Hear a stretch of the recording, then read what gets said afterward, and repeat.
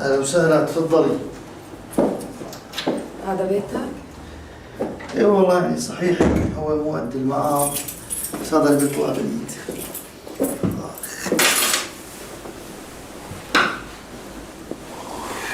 عايش لوحدك؟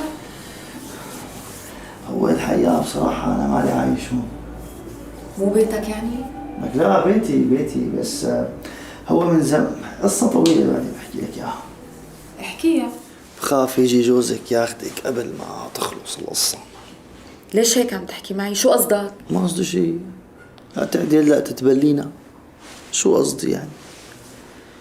بصراحة خيتو هاي قصة مفاتيح وضاعوا والجوز اللي بده يجي ياخدك يعني ما خرطت مشطي.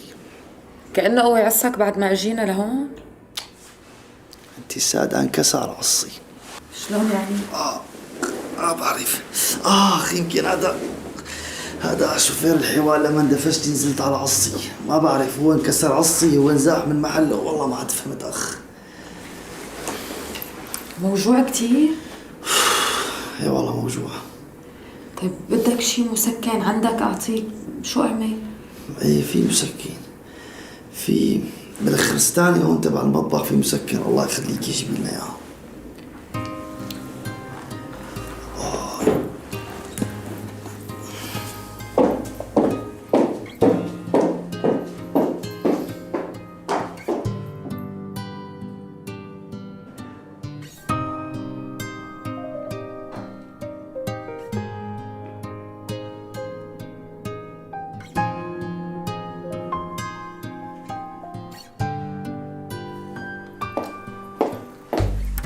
يا سيد صلاح، إذا مفكرني من تبع ليلة أنس بتكون غلطان كتير.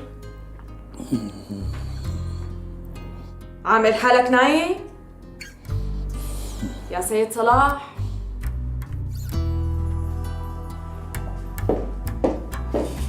سيد صلاح.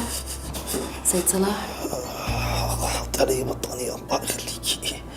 شو عم بيصير معك؟ دقتك بردية؟ بدك دكتور؟ لا عندي دكتور ولا شيء، بس غطيني الله يخليكي. طب أنا رح أغطيك وأمشي. غطيني واعملي اللي بدك اياه.